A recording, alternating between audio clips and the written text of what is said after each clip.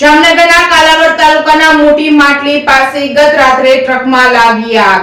જામનગર જિલ્લાના કાલાવડ તાલુકાના મોટી માટલી પાસે મોડી રાત્રે એક ટ્રકમાં આગ લાગી હતી। કાલાવડ જામનગર હાઈવે પર મોટી માટલી ગામ પાસે મીઠા ભરેલ ટ્રકમાં એકાએક આગ લાગી હતી। જામનગરથી વેરાવળ મીઠું લઈને જઈ રહ્યો હતો ટ્રક। મોટી માટલી ગામના સરપંચ અને કાલાવડ ફાયર બ્રિગેડને જાણ કરવામાં આવી હતી। કાલાવડ ફાયર બ્રિગેડની ટીમ તાત્કાલિક ઘટનાસ્થળે દોડી ગઈ હતી।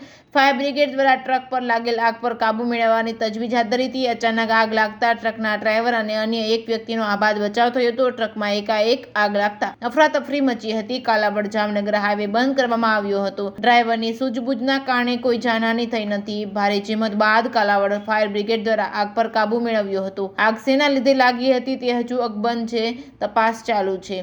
Reporting by Harshal Khanderia, Jamnagar.